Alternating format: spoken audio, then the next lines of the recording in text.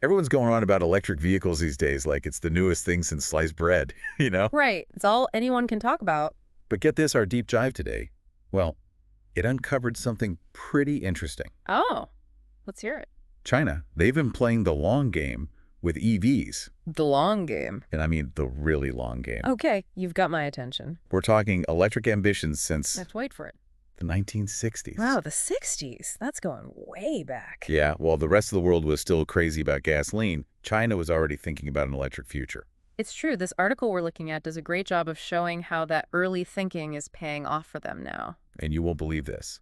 It wasn't even with some fancy sports cars or anything like that. Really? What was it then? They were developing electric bicycles. Yeah. Can you imagine? Electric bicycles. That's pretty unexpected. I know, right? It seems strange now, but it just shows they were already thinking about electric vehicles in a way most other countries weren't. It's that classic example of how China operates, thinking long-term, playing the long game, however you want to put it. So it's about recognizing where things are headed and then slowly building towards that, even if the first steps seem small. Exactly. They don't chase the quick win, they strategize and then stick with it. Okay, so strategy is one thing, but how did they actually manage to become so dominant in the electric vehicle market? Well, it was a multi-pronged approach, you can say. Like what? The government got really involved, incentivizing domestic production of these vehicles and pouring money into R&D. Makes sense. And they even started offering subsidies to everyday people to encourage them to buy EVs. Wow, so they really put their money where their mouth was, huh? They did. They created this whole ecosystem designed to make EVs successful. It's like they weren't just along for the ride.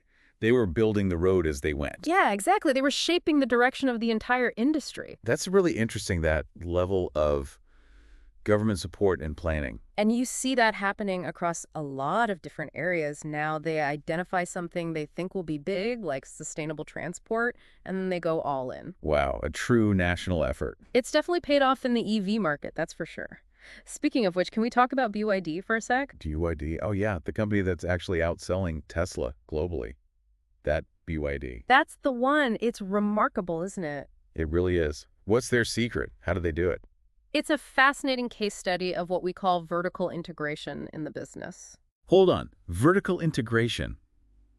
That sounds like one of those fancy business school terms I should know. It's not that complicated, really. Essentially, BYD controls almost every single part of their production. From start to finish. Pretty much. They make their own batteries, assemble the cars themselves, the whole shebang. Wow, so they're not relying on other companies for parts and supplies like most car manufacturers. Exactly. It's a different way of doing things, and it gives them a lot more control over costs, timelines, everything, really. That's amazing. So while other companies are scrambling for parts, BYD just keeps chugging along. It's a simplification, but yeah, that's a big part of their success, having that control over their own supply chain.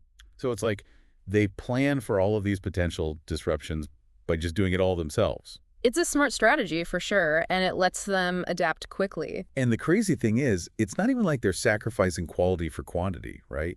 I was reading about some of their models, the Kin Plus, the Song Plus. These are getting some seriously good reviews, even outside of China. Right.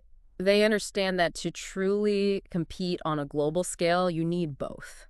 You need to produce vehicles affordably, but people also need to want to buy them.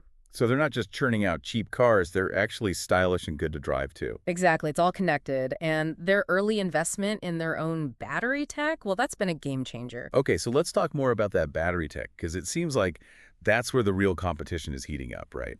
Absolutely. Battery technology is everything these days, and this is where the article really gets into the weeds a bit. It's not as simple as just sticking a battery in a car and calling it good. Right. You got it. There's a whole world of different technologies at play here. Like what?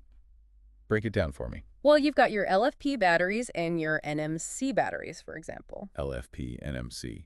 Sounds a bit technical. It is, but it boils down to this. China, they're really backing LFP batteries. Might out. They're like the workhorses of the battery world, super safe, relatively cheap to make, and they're getting better all the time when it comes to how much energy they can store. Hold on, cheaper. How come? What makes them cheaper? Well, for one thing, they don't need cobalt. Cobalt. Yeah, it's this pricey material that you need for those NMC batteries, and it can be a bit of an ethical minefield, too. Oh, right, I've heard about that. So by ditching cobalt, China can make these batteries on a huge scale without breaking the bank, which gives them a massive advantage. So it's not just about having the coolest, most advanced tech.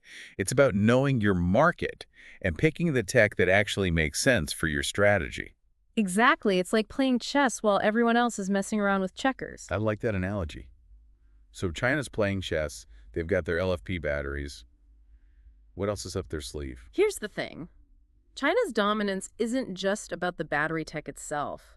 What else then? They've been busy securing access to a huge chunk of the world's raw materials. Raw materials, you mean like lithium and stuff? Lithium, cobalt, graphite, all the good stuff you need for these batteries. Oh, They've right. got their hands on a lot of it. Wow, they really are thinking several steps ahead. That's the name of the game, controlling the supply chain from top to bottom. And that gives them a lot of power, especially with the whole world going crazy for batteries. Yeah. It's not just about electric cars anymore, is it? We're talking phones, laptops, everything.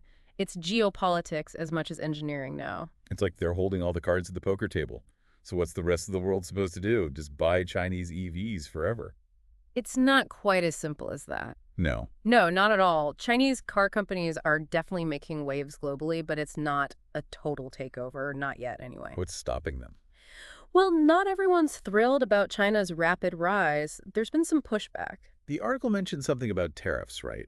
Trade barriers. Yeah, some countries are putting up walls, trying to slow things down a bit. Why? What are they worried about? A few things. Some are saying these Chinese companies are getting unfair help from their government. Others are worried about China having too much control over these critical supplies. It's a tough one, isn't it?